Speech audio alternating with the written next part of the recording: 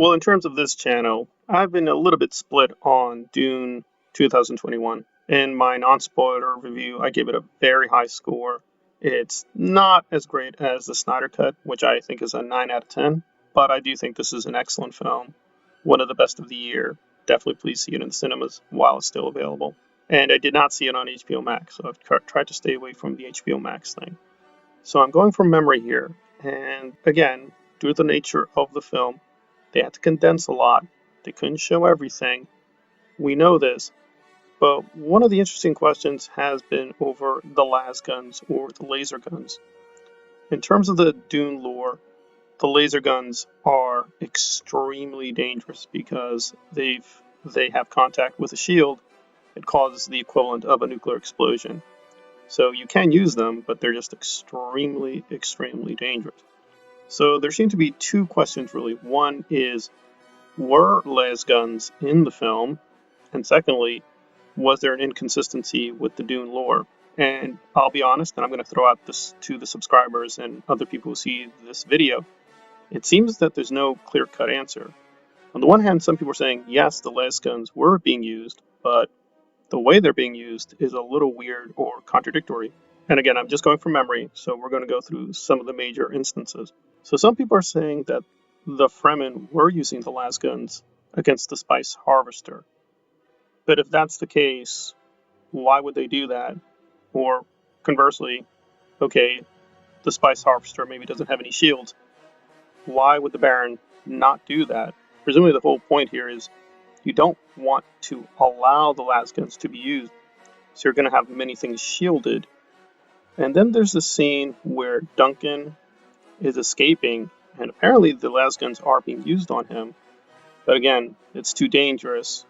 Remember, the Baron is technically physically present, so he'd risk self-annihilation. So it's sort of like, well, wait, why did he do that? And some people have tried to reason, well, the shields were inoperative. In other words, they were cut off. So yes, the Lasguns were being used, but it was, quote, safe because the shields were down.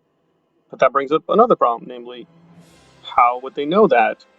Did they just get lucky? Were they going to use the Lasguns anyway? And there are major, major explosions when the Harkonnens attack, so it seems reasonable to guess that they did use the Lasguns and intentionally hit the shields. In other words, it's not the case that all the shields were down. Most of them were down because of UA, but some shields were still there, but they deliberately wanted them to be up to use the Lasguns to set off huge explosions. And if you know the book lore, generally speaking, that's frowned upon. Is this an exception to the rule? In the books, it seems the Emperor basically wink and nod, says, okay, on this one occasion, yes, you can use the Lasguns. And in the dinner scene, they explicitly talk about this, that they're worried that the Harkonnens are going to smuggle in Lasguns and try to use them. So it's a lot of puzzles and questions, because again, Denis is a very visual storyteller, so a lot is being applied in the scenes through the visual images, not through dialogue. Trying to get an explicit confirmation here is very tricky. It doesn't ruin the film. It is going to create further complications in terms of lore if there are continuing kind of inconsistencies with the Lasguns, the shields, as well as other things. Because again, what makes Dune very unique is that the rules are, for the most part, not always, but there is such a strong consistency to the rules and to the world building that you really feel this is a very plausible universe and a plausible world. But again, if the Lasguns are sort of being used here and there for kind of showy purposes, but they don't really mean anything, that could detract from the whole story, especially as we're going to get to a final assault in part 2, because there's a specific trick that Paul uses to defeat the Harkonnens as well as the Emperor, namely a sort of way that you can and cannot use the nuclear weapons. Keeping some consistency here is important for the finale.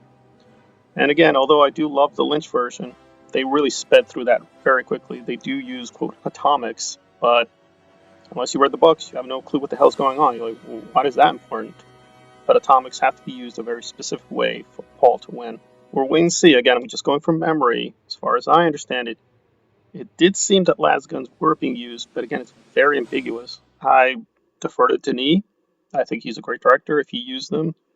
And it's implied that there is consistency, but again, he did screw up in a couple of scenes, so I don't know. So, for the record, it does appear that Lasguns were being used, but how they're being used is still very questionable. And there we are. Thank you for listening.